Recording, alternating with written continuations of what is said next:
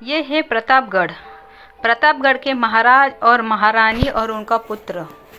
माँ, मैं राजकुमारी से मिलने जा रहा हूँ। अभी शादी में तो 1 महीना बाकी है बेटा। अभी जाने की क्या ज़रूरत है, 1 महीने बाद तुम्हारी शादी हो जाएगी। महारानी, इसे रोकिए मत। उसका जब मन है तो उसे जाने दीजिए, मिलकर आ जाएगा जल्दी से। आप कह रहे हैं महाराज, तो मैं इसे जाने देती हूँ। बेटा, अच्छे से जाना और जल्दी वापस आना और अपना ख्याल रखना बेटा। ठीक है माँ, ठीक है पिताजी, मैं अच्छे से जाऊँगा और जल्दी वापस आऊँगा। इतना कहने के बाद राजकुमार निकल पड़ता है। आपको याद है महारानी, मैं भी आपसे मिलने के लिए चुपके से आया करता था। हमारे दिन याद है ना आपको? हाँ महाराज, याद है। ये है रामगढ़। रामगढ़ के महाराज भानु प्रताप और उनकी पुत्री और उनकी पत्नी। पुत्री का नाम है मीनाक्षी। मीनाक्षी की शादी प्रतापगढ़ के वीर से हुई है, जो उनसे मिलने के लिए घर से निकला है। महारानी, राजकुमार राजकुमारी से मिलने के लिए आ रहे हैं। आप उनकी स्वागत की तैयारी शुरू कीजिए। ठीक है महाराज, मैं उनके स्वागत की तैयारी शुरू कर देती हूँ। राजकुमारी, आप भी जाके तैयार हो जाइए, राजकुमार आते ही होंगे। ठीक है माँ, मैं अभी जाती हूँ।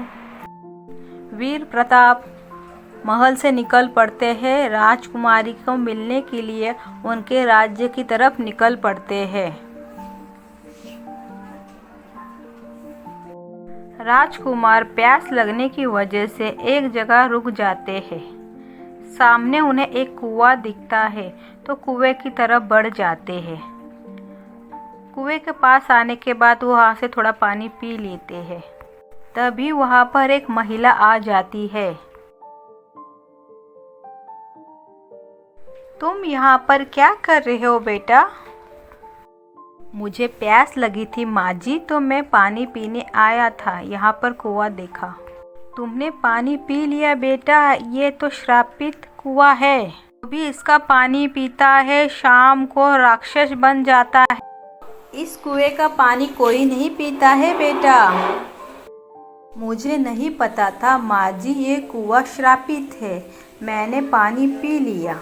इस श्राप से मुक्ति पाने का कोई उपाय है माँ जी? इसका एक उपाय है। पहाड़ों के पीछे एक जंगल है, उसमें जादुई फूल लगे हुए हैं। उसे जाकर तुम खा लोगे तो तुम इस श्राप से मुक्ति पा सकते हो। ठीक है माँ जी, अब तो शाम होने वाली है। जादुई फूल के पास पहुँचने से पहले एक जंगल आएगा, उसमें एक गुफा है। तुम उसमें जाके आज रुक जाओ। तुम उस गुफा में छुपने की वजह से किसी को नुकसान नहीं पहुंचा सकते। ठीक है माँ जी, मैं अब निकलता हूँ। आपका बहुत बहुत धन्यवाद। फिर राजकुमार वहाँ से निकल पड़ता है। गुफा की तरफ, क्योंकि शाम होने वाली थी और श्राप के अनुसार वो राक्षस बनने वाला था। वहाँ आने के बाद राजकुमार बग्गी को छोड़कर उस गुफा की तरफ चला जाता है। राजकुमार गुफा में अंदर चला जाता है। धीरे धीरे राजकुमार गुफा के अंदर में आ जाता है। गुफा के अंदर आने के बाद राजकुमार देखते हैं कि उधर पहले से एक शेर बैठा हुआ है। शेर राजकुमार के ऊपर हमला करने आ जाता है। तभी राजकुमार राक्षस बन जाता है। फिर शेर को राक्षस मार डालता है।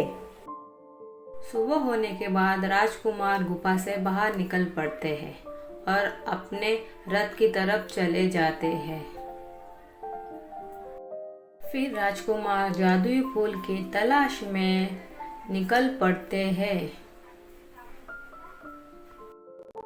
तो ये है जादुई फूल, जिसे खाने के बाद मैं इस श्राप से मुक्ति पा जाऊंगा। ये फूल कितने खूबसूरत है। फिर राजकुमार उसमें से एक फूल खा लेता है। अब मुझे इस श्राप से मुक्ति मिल चुकी है। राजकुमार राजकुमारी से मिलने के लिए निकल पड़ता है।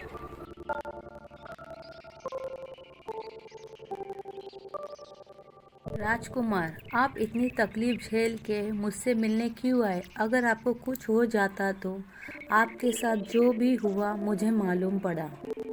आप समझते क्यों नहीं? अगर आपको कुछ हो जाता तो मेरा क्या होता? अरे, मैं इतनी दूर से तुमसे मिलने आया हूँ और तुम हो कि गुस्सा कर रही हो। मैं यहाँ आया भी तो तुम्हारे लिए हो ना। मैं भी तुम्हें बहुत चाहता हूँ राजकुमारी, इसलिए एक बार तुमसे मैं मिलने आया हूँ। मैं तुमसे बहुत बहुत प्यार करता हूँ। मैं भी तुम्हें बहुत प्यार करती हूँ। अभी कुछ ही समय है हमारी शादी को। चलिए राजकुमारी, मैं आपको आपके महल छोड़ देता हूँ।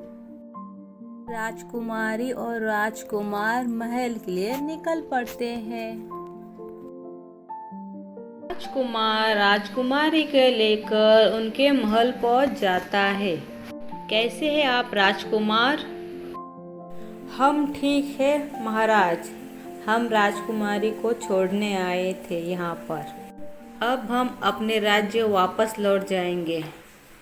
अभी तो आप आए हैं, ऐसे कैसे जा सकते हैं राजकुमार? कुछ दिन तो रुकिए।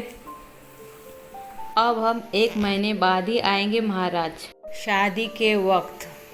ठीक है राजकुमार, जैसी आपकी इच्छा।